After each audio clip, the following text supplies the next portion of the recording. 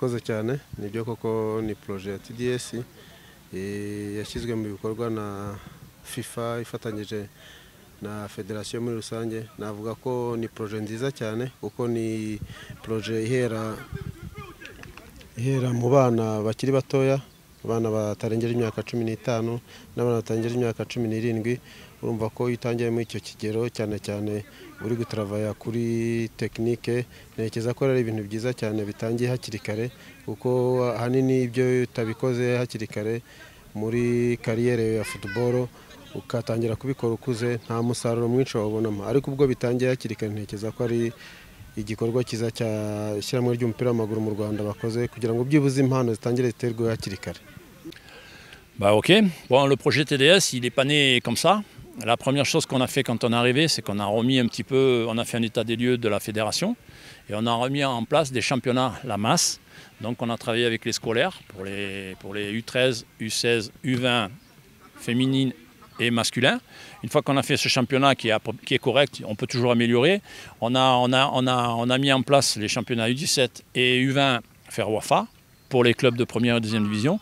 Et maintenant que la masse était à peu près faite, on a fait aussi des formations, beaucoup de formations. Donc on a mis toute la masse, tout le premier étage était fait.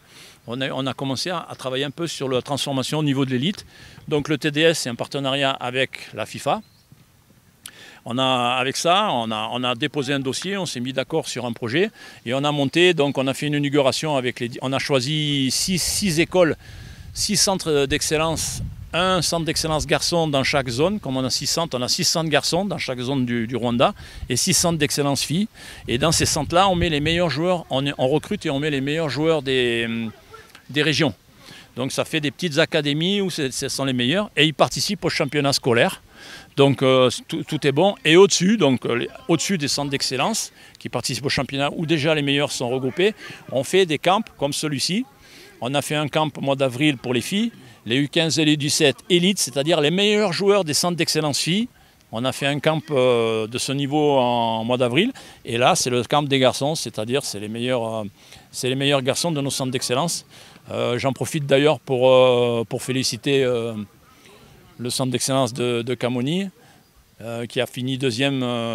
C'est un tournoi au Kenya qui était un peu l'équivalent du Sekafa. Ils ont fini deuxième, ça qui prouve qu'en travaillant proprement et sérieusement, on arrive à faire quelque chose. Et pour ce camp-là, nous avons les 30 élites, les 30 meilleurs joueurs des centres de formation garçons U15 et les 30 meilleurs U17.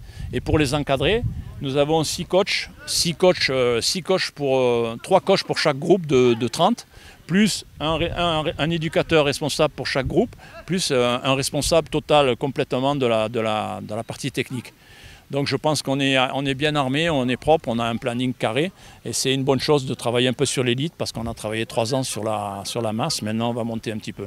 Ça c'est le projet TDS et pour l'avenir, on va monter encore de niveau, c'est qu'on va créer 2 championnats élites, c'est-à-dire un championnat U14 et un championnat U16 élite et dans ces championnats, on va y mettre les 2-3 meilleures équipes, les 2-3 meilleurs centres d'excellence TDS, les 2-3 meilleurs centres d'excellence Isonga, s'ils sont d'accord, les 3-4 meilleures académies privées, et on va mettre les 2-3 meilleurs, les meilleurs clubs qui ont des équipes de jeunes de bonne qualité. Et on va faire un championnat élite U14, U16 pendant 2 ans. Et U14, U16 pendant 2 ans, pourquoi? Pour qu'après on puisse participer à la nouvelle compétition qu'a mis en place la FIFA, c'est la Coupe du Monde U17, qui va se jouer chaque année.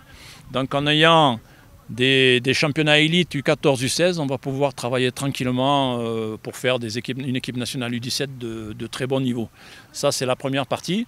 Et dans 2 ans, une fois que ce sera mis, que le fonctionnement sera bien mis pour la Coupe du Monde U17, on va essayer de monter un championnat U19 élite. Comme ça on aura 14, 17, U19 élite. Ça va renforcer nos équipes nationales et je pense que le Rwanda sera très représentatif au niveau de l'Afrique. Voilà.